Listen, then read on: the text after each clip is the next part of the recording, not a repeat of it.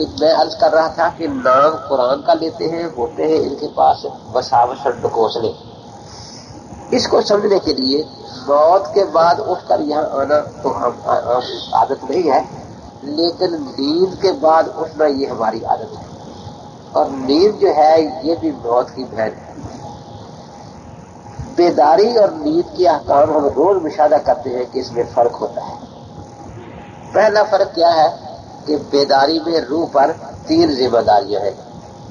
ایک ذمہ داری ہے تدبیر بدن کہ یہ کھانا ہضم کریے اور مانگے گی تاکہ اس کو جسم کو پیٹرول ملتا رہے. دوسری ذمہ داری ہے احساس. اب میں آپ سے بات کر رہا ہوں، میرا منہ آپ کی طرف ہے، تو یہ نچلے پاؤں پر نیچے سے ایک چیونٹی چڑھی تو پٹھوں کا جو نظام ہے نا ٹیلی فون والا، یہ فوراً دماغ کو خبر دے گا کہ ادھر کی کیڑی آ گئی. اب میرا منہ آپ کی طرف ہے، بات میں آپ کے ساتھ کر رہا ہوں، لیکن فوری طور پر دماغ دل کو کہے گا اور دل ہاتھ کو حکم دے گا، وہ جا کے اس کو مسل دے گا. تو یہ احساس جو ہے یہ اس کی ذمہ داری ہے. تیسری ذمہ داری بیداری میں ہے تکلیف شرعی. کچھ چیزیں ہم پر حلال ہیں، کچھ حرام ہیں، احکام شریعہ حکومت کے قوانین ہم پر لاگو ہیں. جب انسان سو جاتا ہے تو روح پر 2-3 ذمہ داریوں سے ایک ذمہ داری کم ہو جاتی ہے. اب اس پر کوئی تکلیف شرعی نہیں ہے. مثلا ہم یہاں بیٹھے ہیں، اب ہم کسی غیر اور کی طرف یوں گھور کر دیکھیں تو گناہ ہوگا یا نہیں ہوگا؟ اور خواب میں سب کچھ بھی کر گزرے تو کوئی گناہ نہیں ہوگا، کیونکہ خواب میں ہم احکام شریعہ کے مکلف نہیں ہیں. اب ہم میں سے کوئی اس وقت سو جائے اور خواب میں جمعہ پڑھ لے، خواب میں کہ جمعہ ہو گیا، تو اٹھ کر دوبارہ جمعہ پڑھنا پڑے گا یا نہیں پڑے گا؟ کیوں؟ وہ جو خواب میں جمعہ پڑا ہے وہ تکلیفی جمعہ نہیں ہے. تو خواب اور بیداری میں پہلا فرق کیا ہے کہ ہم احکام شریعہ کے بیداری میں مکلف ہیں، خواب میں مکلف ہیں. دوسرا یہ کہ بیداری میں آنکھ دیکھنے، روح دیکھنے کے لیے آنکھ کی محتاج ہے، چلنے کے لیے پاؤں کی محتاج ہے، پکڑنے کے لیے ہاتھ کی محتاج ہے، بولنے کے لیے زبان کی محتاج ہے، سننے کے لیے کان کی محتاج ہے.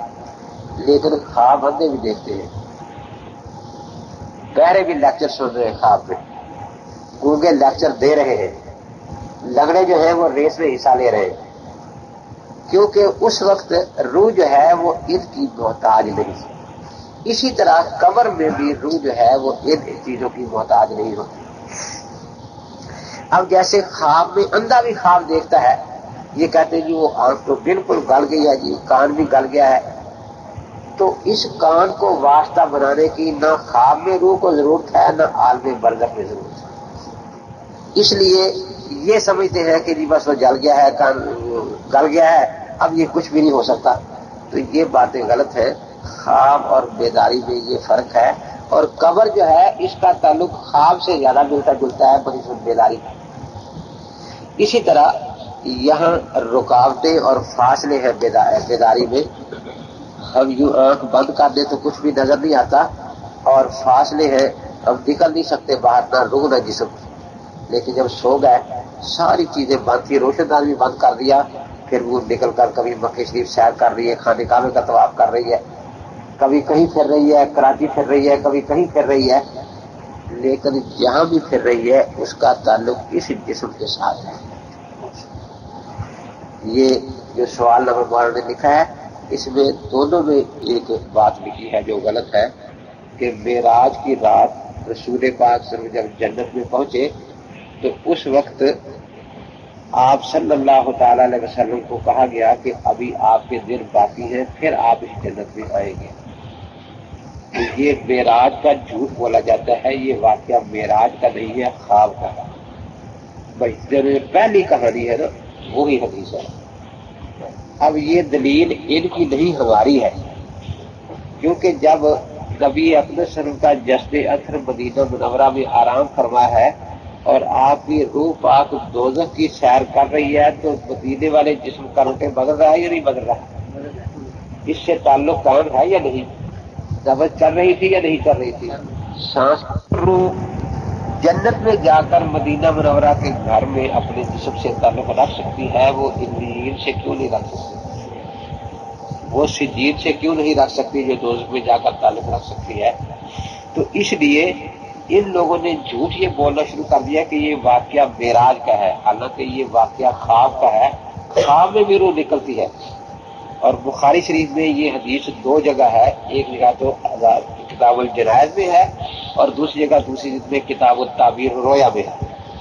تو اس خواب میں یہ جو حدیث ہے یہ ہماری دلیل ہے۔ تو بیداری میں ہمارے سامنے یہ رکاوٹیں ہیں، لیکن خواب میں روح کے سامنے رکاوٹیں نہیں ہوتی، فاصلے نہیں ہوتے۔ شرح الصدور میں علامہ سیوطی رحمۃ اللہ نے بہت سی روایت نقل فرمائی ہے کہ اگر مسلمان با وضو سوئے تو اس کی روح عرش کے نیچے سجدہ کرتی ہے۔ اب عرش کا پتہ نہیں یہاں سے کتنا ہے، پہلے آسمان کے بارے میں آتا ہے کہ 500 سال کا رستہ ہے۔ اب جب یہ اندر کے دائرے سے باہر کا دائرہ تو اور بڑا ہوگا نا، تو عقل تو یہی کہتی ہے کہ وہ 500 سے زیادہ دور ہو، اس سے اور زیادہ دور ہو۔ لیکن اگر ہم 500 سال ہی مانے تو 7 آسمان، 8ویں کرسی، 9 عرش، 4500 سال پر روح سجدے میں پڑی ہی تھی۔ اور ادھر اذان ہوئی تو مولانا کو ہلایا کہ مولانا جی دگنا شاید اس سے بھی زیادہ ہو، کیونکہ ہاں جی جی جی بالکل، تو یہ تو پھر 90 بن جائے گا، وہ بھی اگر اتنی مانے، ورنہ تو احادیث میں آتا ہے کہ کرسی جو عرش کے مقابلے میں ایسی ہے جیسے بڑے میدان میں ایک انگوٹھی ٹھہرا کی ہو۔